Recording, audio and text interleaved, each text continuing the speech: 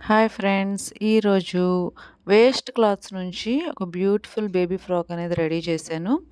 ఈ ఫ్రాక్ వచ్చేసి 3-4 ఇయర్స్ పాపకి నేను రెడీ చేశానండి. ఈ వీడియోలో చూపిస్తున్న పాప 3-4 ఇయర్స్ పాప. అండ్ మనం వీడియోలోకి వెళ్ళే ముందు మన ఛానల్‌ని సబ్స్క్రైబ్ చేసుకోండి. అండ్ అలాగే బెల్ ఐకాన్ క్లిక్ చేసి పెట్టుకోండి. ఇలా చేయడం వల్ల మేము చేసే ప్రతి వీడియో కూడా మీకు నోటిఫికేషన్‌గా వస్తుంది.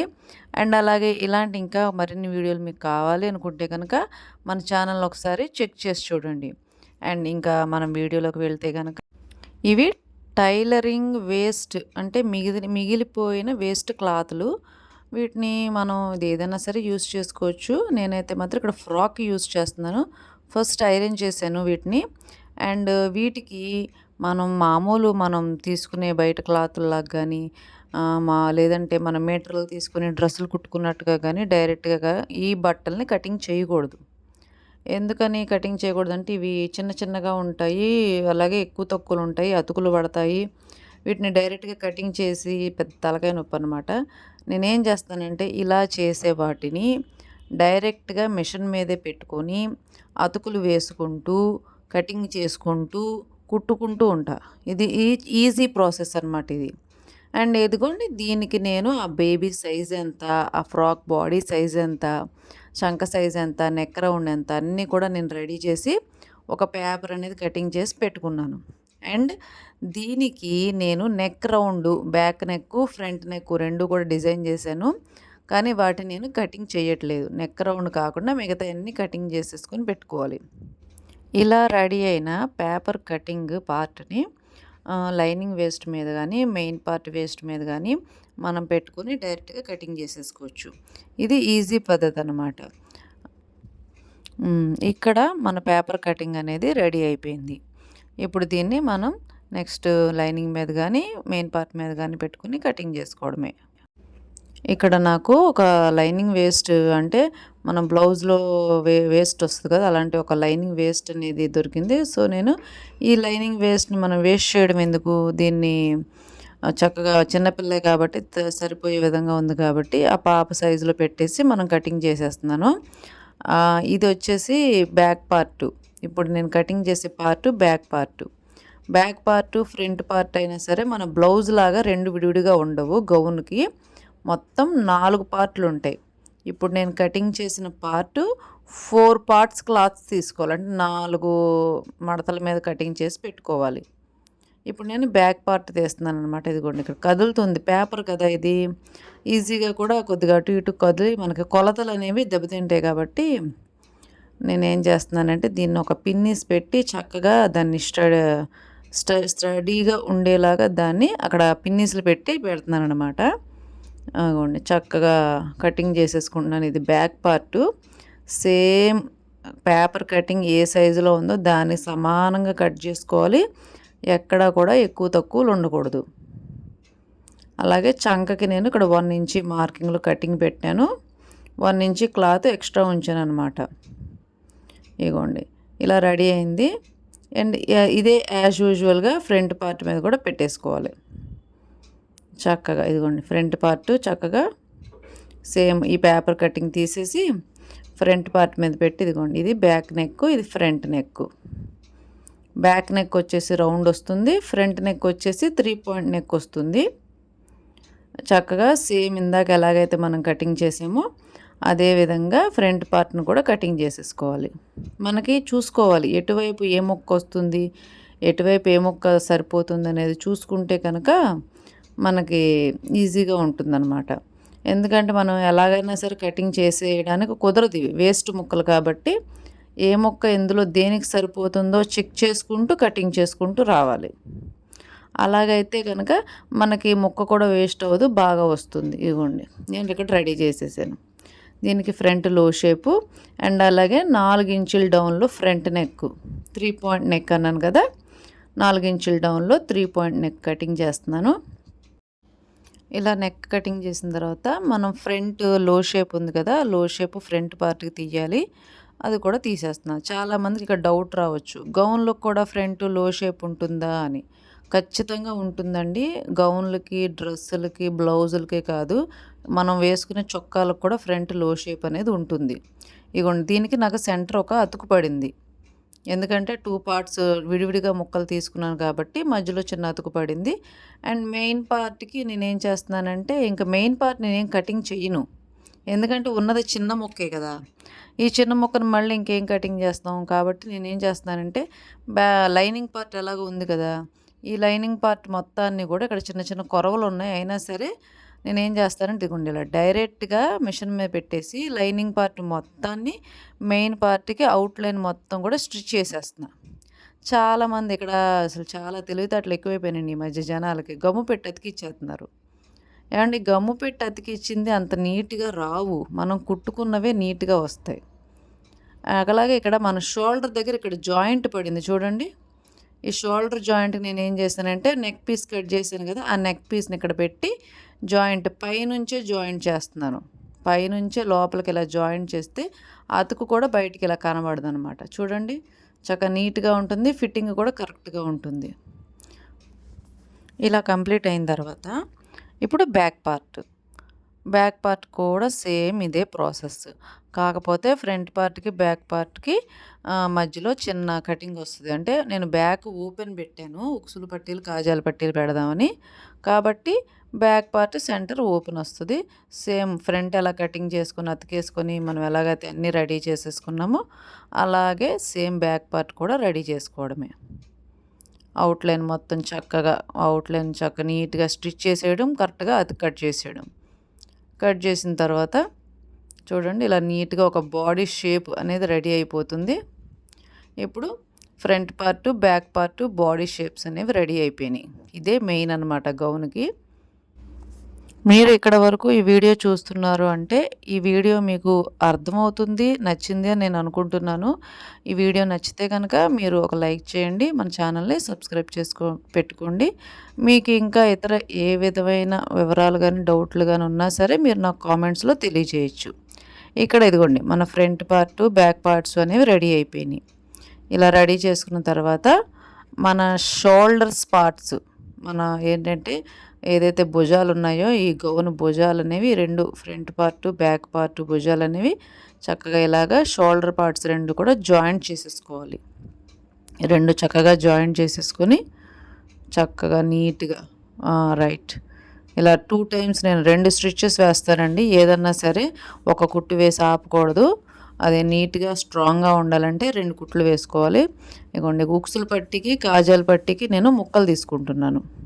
ఇది కూడా కొద్దిగా పక్కన ఉన్న ఇందాక మనం వేస్ట్ కట్ చేసాం కదా ఎక్స్ట్రా పార్ట్‌కి ఆ వేస్ట్‌లో నుంచి తీసాను.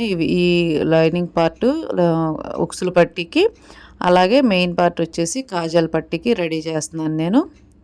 మీరు ఇప్పుడు ఇలాంటి వేస్ట్ పార్ట్స్ చాలా వదిలేస్తారండి. చాలామంది ఏంటంటే ఈ డ్రెస్సులు కటింగ్ అయినయి, ఎక్స్ట్రా పార్ట్లు, మీరు డ్రెస్సులు కుట్టించుకున్న పార్ట్లు ఇవన్నీ కూడా కొద్దిగా పెద్ద పెద్ద ముక్కలు మిగులుతాయి డ్రెస్సులు కుట్టించుకునేటప్పుడు. మీరేం చేస్తారంటే చాలామంది అవి వదిలేస్తారు టైలర్స్ దగ్గరే. అలా టైలర్స్ దగ్గర వదిలేయకుండా కొద్దిగా మీకు టైలరింగ్ ఐడియా ఉండి మీకు ఇంట్లో మెషిన్ ఉన్న వాళ్ళైతే తెచ్చుకొని ఇలా చిన్న చిన్న గౌన్లు కానీ, పిల్లలకి ఏదన్నా అవసరమైన ఇంట్లో వస్తువులు కానీ లేదంటే చిన్న చిన్న గలేబీలు కానీ మీరు కుట్టుకున్నారనుకోండి మీకు చాలా అమౌంట్ అనేది సేవ్ అవుతుంది. ఒకసారి ఆలోచించండి. మీరు ఇప్పుడు కాటన్ క్లాత్స్ వాడతారు, కాటన్ నైటీలు వాడతారు, అవి ఎక్కడైనా సరే మీరు కుట్టించుకుంటారు. ఆ మిగిలిన ముక్కలు ఏం చేస్తారు మీరు? ఆ కుట్టించుకున్న బట్టలు తెచ్చుకుంటారు డబ్బులు ఇచ్చి. కానీ ఆ క్లాత్ కూడా మీరు డబ్బులు పెట్టి కొన్నవే కదా! ఆ క్లాతులు మీరు ఏం చేస్తారు?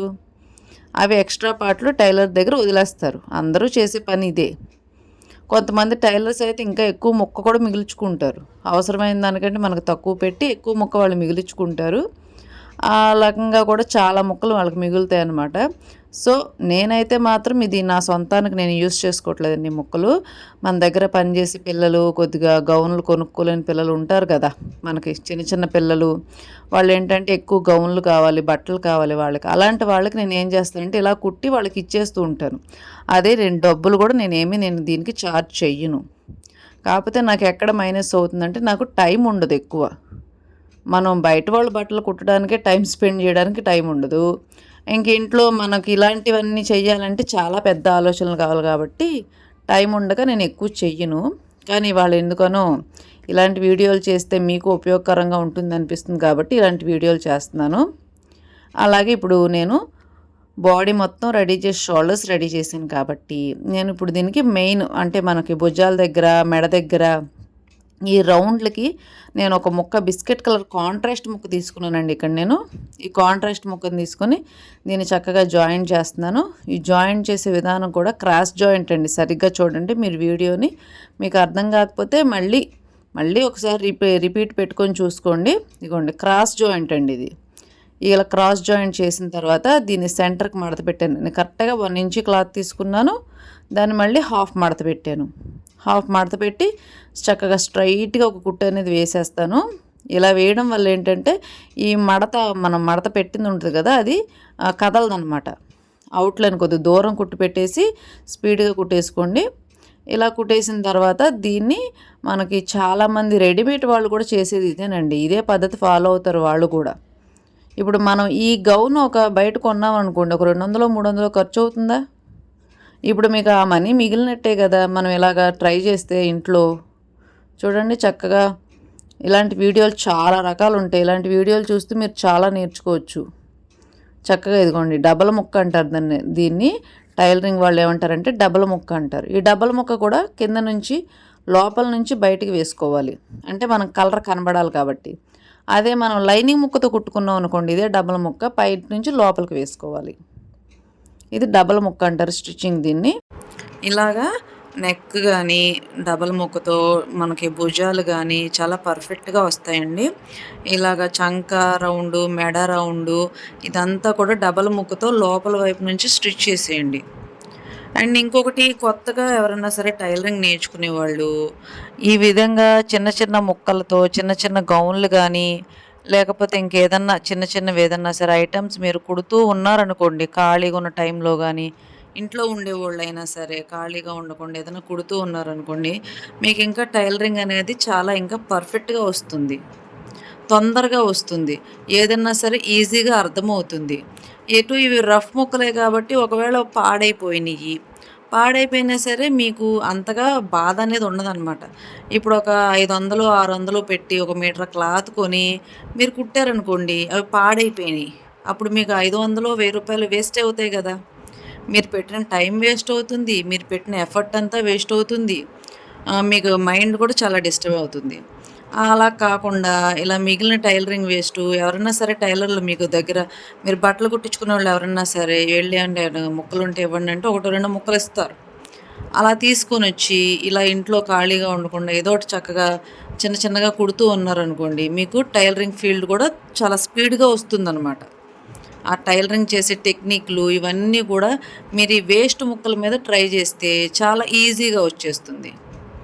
అదేవిధంగా మేము చెప్పే చిన్న టిప్స్ కూడా మీరు ఫాలో అవుతూ ఉన్నారనుకోండి, మీకు ఇంకా ఈజీగా బెనిఫిట్స్ కూడా ఉంటాయన్నమాట. అంటే ఏది ఎలా కుట్టాలి, దేని లెంత్ ఎంత తీసుకోవాలి, ఎక్కడ ఎలా కుట్టాలి, ఎలా స్టిచ్ చేయాలి అనేది చూసుకున్నారనుకోండి, మీకు ఇంకా బాగా ఈజీగా వస్తుంది. ఇప్పుడు ఈ నెక్ పార్ట్ మొత్తం కంప్లీట్ అయిపోయింది. కాబట్టి నేను థ్రెడ్ మార్చాను. ఇక్కడ పైన దారం మాత్రమే మార్చాను, కింద దారం మార్చలేదు. పైన దారం మార్చి ఇది పై వైపు కుట్టుకునేటప్పుడు 2 జాగ్రత్తలు తీసుకోవాలి. ఒకటి రౌండ్గా ఉన్న చంక కుట్టేటప్పుడు మీరు రౌండ్ షేప్లోనే పట్టుకొని కుట్టాలి దాన్ని. అదొక టెక్నిక్ ఇక్కడ. ఇదే కాదండి, మీరు చంక కుట్టిన మెడ కుట్టిన ఏదైనా సరే రౌండ్స్ కుట్టేటప్పుడు మెయిన్గా చూడండి, నేను వీడియోలో చూపిస్తున్నట్టు మీరు కనబడకపోతే మీరు జూమ్ చేసుకున్నా సరే చూడండి ఒకసారి. చక్కగా నీట్గా ఒక రౌండ్ షేప్ అలా పట్టుకొని రౌండ్ షేప్లోనే కుట్టాను నేను. మీరు ముఖ్యంగా అబ్జర్వ్ చేయాల్సినవి ఇవే. ఇలాగా మీరు చిన్న టెక్నిక్లు అనేవి వీడియోల నుంచి చూసి నేర్చుకోవచ్చు. ఇవేంటంటే మీరు ఒక 1000 రూపాయలు 2000 రూపాయలు మీరు అమౌంట్ కట్టి మీరు టైలరింగ్ క్లాసెస్కి వెళ్ళినా సరే వాళ్ళ టెక్నిక్స్ అనేవి మీకు చెప్పరు. సరిగ్గా చూడండి, రౌండ్ షేప్ లాగానే పట్టుకొని నీట్గా ఇటొక వేలు పట్టుకొని రౌండ్ తిప్పుతూ కుట్టుకోవాలి. ఈ టెక్నిక్స్ అనేవి మీకు బయట ఎవ్వరు కూడా రివీల్ చెయ్యరు.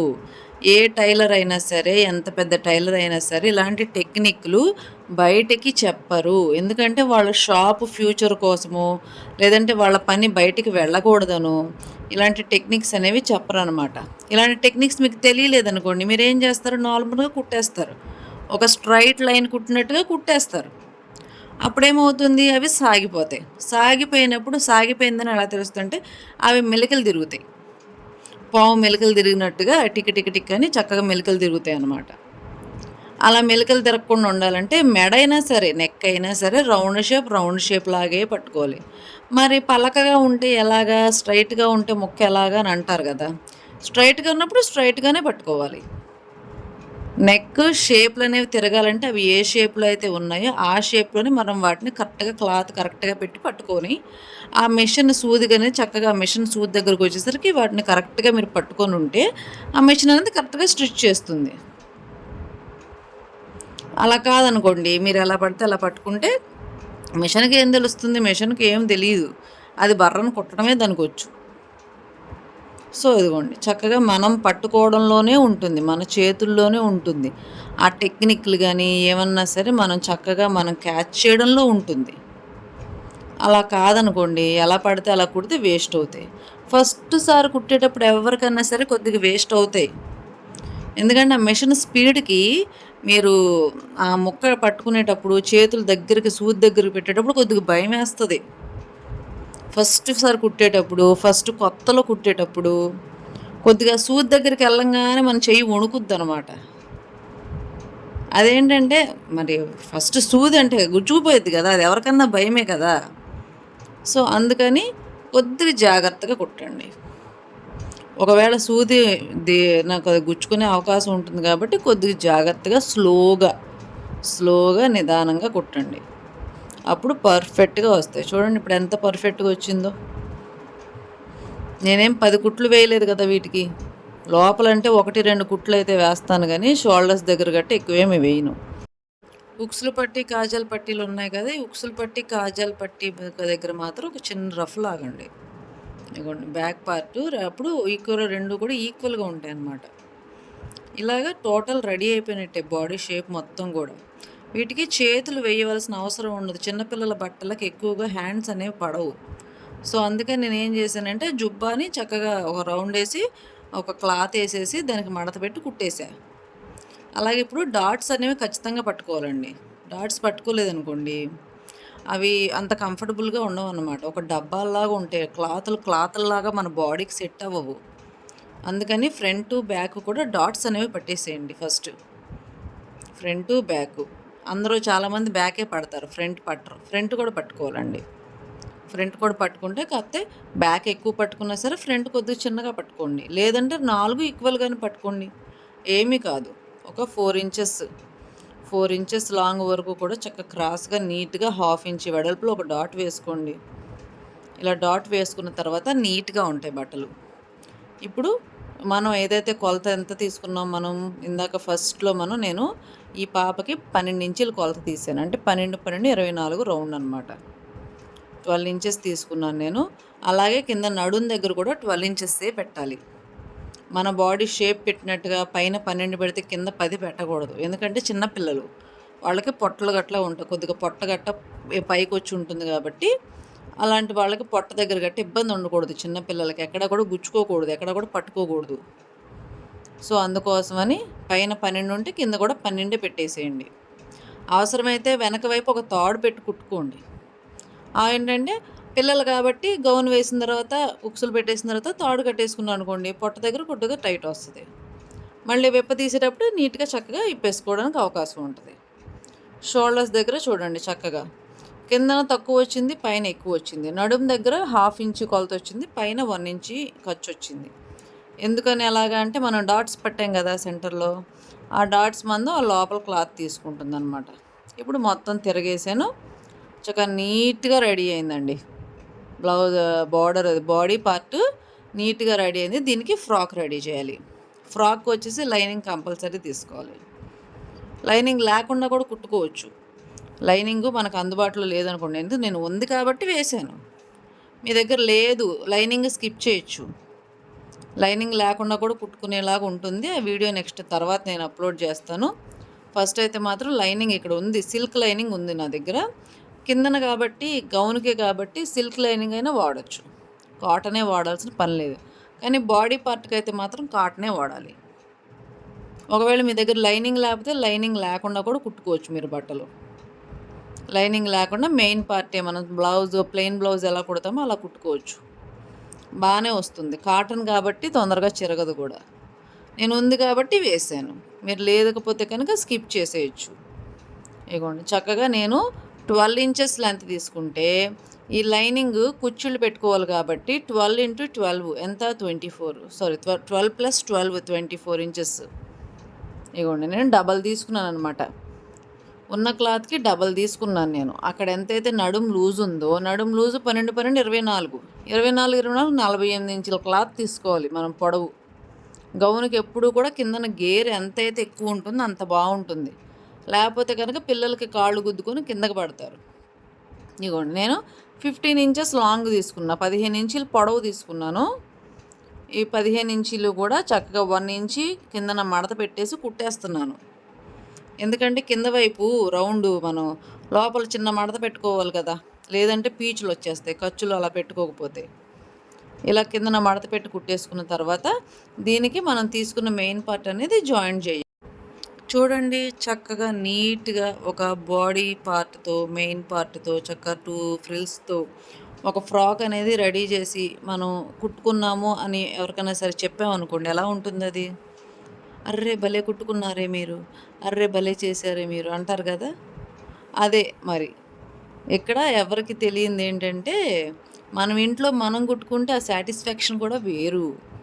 చూడండి నేను ఇక్కడ ఒక వేస్ట్ క్లాత్ తీసుకున్నాను. ఇదేంటంటే మనకి లాంగ్ అయిపోయింది కదా ఫ్రాకు, లాంగ్ ఫ్రాక్స్ వచ్చినాయి కదా ఇప్పుడు చాలా చోట్ల. ఆ లాంగ్ ఫ్రాక్స్లో ఒకళ్ళు ఏంటంటే కిందన పార్ట్ కట్ చేయించేసుకున్నారనమాట. ఆ కింద పార్ట్ కట్ చేసేసుకున్నారు. ఆ కింద పార్ట్ ఏంటంటే ఇప్పుడు అది వేస్టే కదా, అయితే దేనికి పనికి వస్తుంది ఆ పార్టు?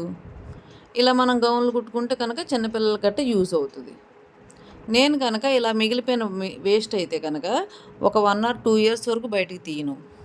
ఎందుకంటే ఒకవేళ వాళ్ళు ఏదన్నా సరే మళ్ళీ వెనక్కి వచ్చి మాకు ఇదేమన్నా కావాలండి, ఆ రోజు మీ దగ్గర కుట్టించుకున్నాం కదా, మాకు తిరిగి కుట్టండి అన్నారనుకోండి, మళ్ళీ వాళ్ళ క్లాతులు వాళ్ళకి ఇచ్చేసేయాలి. వాళ్ళకి బ్లౌజ్ కానీ డ్రెస్ కానీ ఏదైనా రిపేర్ వచ్చినా ఈ క్లాతులు పెట్టి మళ్ళీ వాళ్ళకి రిపేర్ అనేది చేసేయాలి. కానీ ఇదేంటంటే లాంగ్ అంబ్రెల్లా డ్రెస్ కదా, ఇది రెడీమేడ్ డ్రెస్లోది ఇది. సో ఇది పెద్దగా యూజ్ అవ్వదు. సో అందుకని నేను ఈ ముక్క తీసుకున్నాను. ఇదేంటంటే చక్కగా కుర్చీలు పెట్టుకున్నట్టుగా వచ్చేస్తుంది, కిందన చక్కగా వెడల్పుగా ఉంటుంది. ఈ చిన్న చిన్న పిల్లలకి ఇలాంటివి సరిపోతాయి. సో అందుకని ఈ క్లాత్ తీసుకున్నాను. ఇలా మిగిలిపోయిన క్లాతులు కనుక ఎవరన్నా నన్ను వచ్చి అడిగారు అనుకోండి, ఏమండి ఆ రోజు మేము మీ దగ్గర కుట్టించుకున్నాం కదా, ఆ క్లాత్లు ఏమైనా మిగిలితే మాకు ఇవ్వండి అన్న అనుకోండి, నేను డౌట్ లేకుండా ఇచ్చేస్తానండి. నేనైతే వాళ్ళకి వద్దు అంటేనే కనుక నేను ఉంచుతా. వాళ్ళకి నాకు కావాలి అన్నారనుకోండి, వాళ్ళకి రిటర్న్ ఇచ్చేస్తాను అనమాట. ఎందుకంటే మనం ఏదైతే బట్టలు కుట్టించుకుంటారో ఆ అమౌంట్ మనకి ఏదైతే ఇస్తారో ఆ అమౌంట్ కరెక్ట్గా ఇస్తే చాలు మనకి. ఈ మిగిలిన వేస్ట్ ఇదంతా అంటే వీటి మీద మనం ఎక్స్పెక్టేషన్స్ పెట్టుకోకూడదు, ఎంత మిగులుతుంది ఏంటి అని. ఎక్స్పెక్టేషన్స్ పెట్టుకోకుండా శుభ్రంగా వాళ్ళకి ఇచ్చేసి అనుకోండి, వాళ్ళు హ్యాపీ ఫీల్ అవుతారు. అర్రే వీళ్ళు మన దగ్గర నుంచి ఏమీ ఎక్స్పెక్ట్ చేయట్లేదు అనుకుని ఇంకా 1-2 మన బట్టలు మనకు మంచిగా ఇస్తారు. మనం ఇచ్చేది కూడా వాళ్ళకి పర్ఫెక్ట్గా కుట్టివ్వాలి. అదే మనం ఎక్కువ మిగిలించుకోవాలనే ఉద్దేశంతో కూడా మనం వాళ్ళ క్లాతుల్ని మిస్యూజ్ చేయకూడదు. వాళ్ళకి కరెక్ట్గా పర్ఫెక్ట్గా కుట్టేసి అందించేయాలి. మిగిలిన ముక్కలు వాళ్ళకి వద్దంటే తీసుకోవచ్చు, లేదంటే వాళ్ళని అడిగితే కనుక ఇచ్చేసేయాలి. యాజ్ పర్ రూల్ ఇదేనండి. ఇదే మంచి పద్ధతి కూడా. ఇలా చేయడం వల్ల మీకు కస్టమర్స్కి మధ్యలో ఒక బాండింగ్ అనేది ఉంటుంది, ఒక మంచి అభిప్రాయం అనేది ఉంటుందన్నమాట. దానివల్ల ఇంకా మీకు ఇంకా మంచిగా ఇంకా కుట్టమని ఇవ్వచ్చు. సో ఆ విధంగా అనమాట. నేను అయితే ఫస్ట్ అయితే జనాల దగ్గర నుంచి ఈ నమ్మకం మాత్రమే నేను ఎక్స్పెక్ట్ చేస్తాను. ఇగోండి ఇలా కుట్టి రెడీ అయిన తర్వాత ఒక ప్రిల్ అయిపోయింది, ఒక లేయర్ కుట్టేశాను. సెకండ్ లేయర్ కుట్టాలి. సెకండ్ లేయర్ కుట్టేటప్పుడు కింద నుంచి 7 ఇంచెస్ పైన మార్కింగ్ చేసుకున్నాను నేను.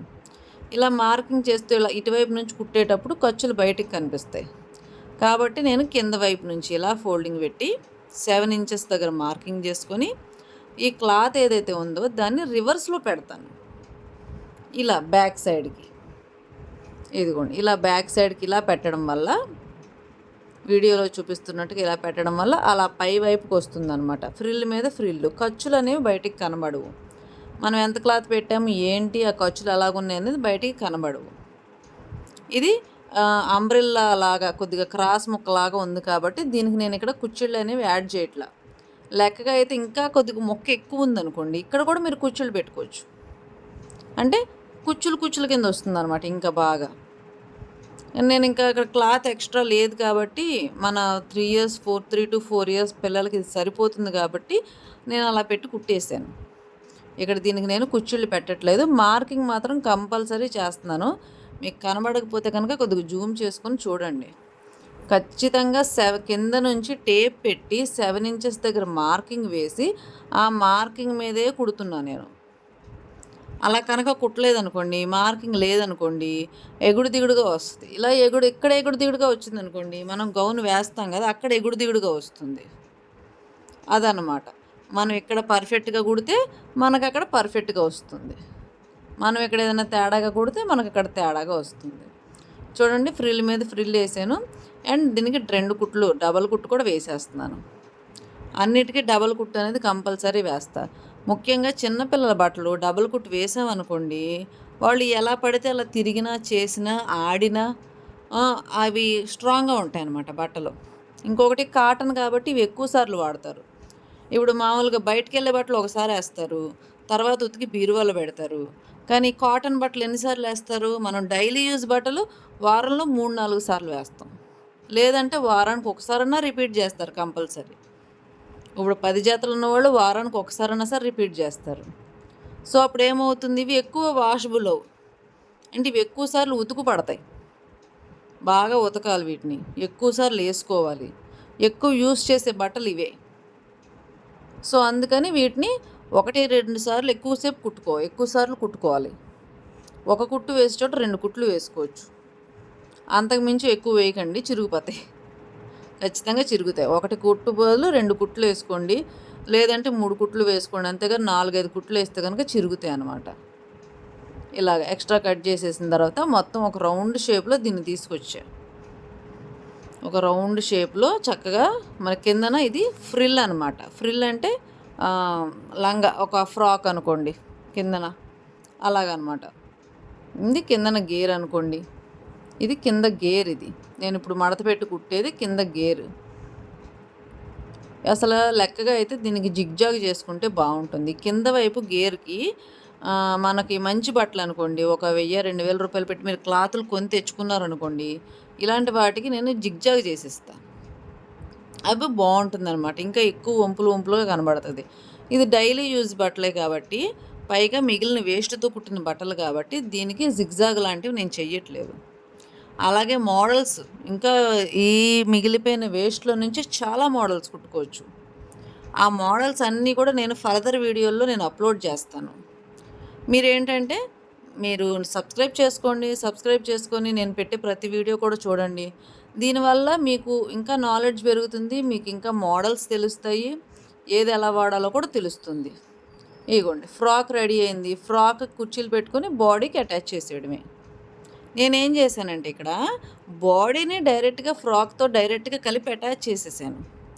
మీకు ఇది అర్థం కాలేదనుకోండి, 4 పార్ట్స్లో అలా నేను డివైడ్ చేశాను కదా, మెయిన్ పార్ట్ కూడా అలాగా, మెయిన్ పార్ట్ కాదు, కింద ఫ్రాక్ కూడా అలా 4 పార్ట్లుగా డివైడ్ చేసుకోండి. డివైడ్ చేసి ఈ డివైడ్ చేసుకున్న వాటికి ముందే కుచ్చుళ్ళు పెట్టుకోండి. 4 పార్ట్లుగా 4 మార్కింగ్లు వేసుకోండి. 4 మార్కింగ్లు వేసిన తర్వాత దానికి మొత్తం సెపరేట్గా ఇది ఫస్ట్ కుచ్చుళ్ళు పెట్టేసుకోండి. ఫ్రాకు ముందే కుచ్చుళ్ళు పెట్టుకోండి. నేనేం చేశానంటే డైరెక్ట్గా బాడీ లోపలికి పెట్టేసేసి బాడీతో పాటు కలిపి నేను అటాచ్ చేసేసాను. అంటే నేను తొందరగా అయిపోయిద్ది, ఫాస్ట్గా అయిపోయిద్ది అనే ఉద్దేశంతో చేశాను. ఇప్పుడు కొత్తగా కుట్టే వాళ్ళకి కానీ, కొత్తగా చూసే వాళ్ళకి కానీ ఇది అర్థం కాదు. నేనేం కుడుతున్నానో కూడా వాళ్ళకి ఇప్పుడు అర్థం కాదు. కొద్దిగా కన్ఫ్యూజన్గా ఉంటుంది. అది కొద్దిగా టైలరింగ్ అలవాటైన వాళ్ళకైతే ఇది అర్థమైద్ది. సో అందుకని మీరేం చేస్తారంటే, నేను ఈ వీడియో చూడండి, మీకు అర్థం కాకపోతే ఇక్కడ అర్థం కాలేదని కామెంట్ పెట్టండి. నేనేం చేస్తానంటే మీకు నెక్స్ట్ వచ్చే వీడియోల్లో ఈ ఫ్రిల్స్ ఎలా పెట్టుకోవాలనేది చెప్తాను నేను. ఇప్పుడు మీకు ఎవరికన్నా సరే, ఇప్పుడు నలుగురు చూశారు, అందులో ఒకరికి అర్థం కాలేదు, మీకు ఈ వేస్ట్ ఎక్స్ట్రా ఎలా పెట్టుకోవాలని చెప్పారనుకోండి, నేను నెక్స్ట్ వీడియోలో ఆ క్లాత్ ఎలా మీరు అడ్జస్ట్మెంట్ చేసుకోవాలి, ఎన్ని ఇంచుల్లో తీసుకోవాలి, ఎంత కుచ్చు పెట్టుకోవాలనేది వివరంగా మీకు నెక్స్ట్ వీడియోలో పెడతాను. అప్పుడేంటంటే మీకు ఇంకా కొద్దిగా బెటర్‌గా మీకు అర్థమవుతుంది. మీరు మెషిన్ ఎక్కి కుట్టుకునేటప్పుడు మీకు ఈజీగా ఉంటుంది. అర్థమైందా? ఇప్పుడు నేనేం చేశానంటే ఈ ఎక్స్‌ట్రా గ్యాప్ ఏదైతే ఉందో, ఆ ఎక్స్‌ట్రా గ్యాప్‌ని నేను డైరెక్ట్‌గా బాడీ పార్ట్ మీద పెట్టేసి స్టిచ్ చేసేసాను. నాకెన్ని కుచ్చిళ్ళు పడ్డాయి దీనికి, దానికి నాకు 5 కుచ్చిళ్ళు పడ్డాయి ఒక్కొక్క దానికి. నేను 4 మార్కింగులకి 4 ఈక్వల్ మార్కింగులు పెట్టుకొని, ఒక్కొక్క దానికి 5, 5 కుచ్చిళ్ళు చొప్పున పెట్టుకొని, ఇగోండి కుచ్చు పక్కన కుచ్చు చక్కగా ఒక 5 కుచ్చిళ్ళు పెట్టుకున్నాను. నీట్‌గా నాకు రౌండ్‌గా వచ్చేసింది. కుచ్చిళ్ళనేవి డైరెక్ట్‌గా బాడీ పార్ట్ మీద పెట్టి అటాచ్ చేశాననమాట నేను. ఇప్పుడది మీకు అర్థం కాదు వీడియోలో. ఎందుకంటే కొద్దిగా టైలరింగ్ అలవాటైనోళ్ళైతే అర్థమవుతుంది. అర్థం కాలేదనుకున్న వాళ్ళు మాకు అర్థం కాలేదు అని కామెంట్ పెట్టండి. నేను నెక్స్ట్ వీడియోలో మీకు అర్థమయ్యేలాగా నేను కుచ్చిళ్ళు పెట్టి ఎలా పెట్టుకోవాలో చూపిస్తాను. దీన్ని బట్టి బాడీ పార్ట్, మెయిన్ పార్ట్ 2 కూడా కలిపి అటాచ్ చేసేసుకుంటే సరిపోతుంది. ఇదే విధంగా ఇదే ప్యాటర్న్ మీరెవరన్నా సరే మా పిల్లలకి ఇలా కుట్టుకున్నాము, ఇది వీడియో బాగుంది, ఈ వీడియో వల్ల మాకేదైనా యూజ్ అయింది అనుకుంటే కనుక మీరు ఖచ్చితంగా ఒక లైక్ అనేది చేయండి. ఎందుకంటే మీరు లైక్ చేయడం వల్ల మీరు ఇంతమంది లైక్ చేస్తున్నారు అంటే మాకు ఇంకా ఇలాంటి వీడియోలు ఎలా పెట్టాలి అనేది మాకు అర్థమవుతుందనమాట. ఇప్పుడు మీరు రెస్పాండ్ అయితేనే కదా మీకు ఎలా అందించాలనేది మాకు అర్థమవుతుంది. ముఖ్యంగా ఆడవాళ్ళు ఇంట్లో ఉండి ఇప్పుడు టైం పాస్‌గా కూడా చేయొచ్చు ఈ పని. లేదు కొద్దిగా నాలెడ్జ్ గెయిన్‌గా కూడా చేయొచ్చు. అంటే ఏదైనా తెలుసుకోవాలి, ఏదైనా చెయ్యాలనే విధంగా కూడా చేయొచ్చు. లేదు ఊరికే సరదాగా కూడా చేయొచ్చు. మీరు ఏ విధంగా చూసినా, ఏ విధంగా చేసినా సరే, మీరు ఎలా రెస్పాండ్ అవుతున్నారనేది అంటే మీకు నచ్చిందా? లేదా? నచ్చలేదా? మీకు ఇంకా ఏదన్నా కావాలా? అనేది మాకు అర్థమైతే కనుక నేను ఇంకా బెటర్‌గా వీడియో అనేది పెట్టడాన్ని నాకు అవకాశం ఉంటుంది. మీరు ఏంటి అని చెప్తేనే కదా నేను కూడా నెక్స్ట్ ఏంటి అనేది ఆలోచన చేస్తాను. మీరేమీ చెప్పకపోతే మాకు కూడా ఏమీ అర్థం కాదనమాట. చూడండి 2 ఫ్రిల్స్‌తో బ్యూటిఫుల్ ఫ్రాక్ అనేది రెడీ అయింది. గేర్ కూడా చూడండి చక్కగా ఉంది. ఇప్పుడు ఈ ముక్కలు డ్రెస్‌లోంచి తీసిన వేస్ట్ ముక్కలు ఎందుకు పనికిరాని ముక్కలు అని ఎవరికన్నా అర్థమవుతుందండి ఇక్కడ? ఇలాగా ఇప్పుడు నేను ఈ ఫ్రాక్ వీడియో తీసాను కాబట్టి మీకు అర్థమవుతుంది. బయట ఎవరన్నా ఉంటారు. ఈ పిల్ల పాప గౌన్ ఏసుకొని చక్కగా వెళతది. వెళ్ళినప్పుడు ఎవరికన్నా తెలుస్తదా? ఇలాగా ఈ ఫ్రాక్ ఇదండి అని ఎవ్వరికీ తెలీదు. మీరు చెప్తేనే తెలుస్తది. ఒక 200 పెట్టి కొనుక్కున్నానండి, ఒక 300 పెట్టి కొన్నాను, పలానా చోట కొన్నానని మీరు చెప్పారనుకోండి, ఎవరికన్నా తెలుస్తదా అండి? ఎవ్వరికీ తెలీదు. సో, ఇలాంటి వీడియోలు మీకు నచ్చితే కనుక లైక్ చేయండి, షేర్ చేయండి, సబ్స్క్రైబ్ చేయండి. మీరు సబ్స్క్రైబ్ చేయడం వల్ల మీ సపోర్ట్ మాకివ్వమని మేము అడుగుతున్నాం.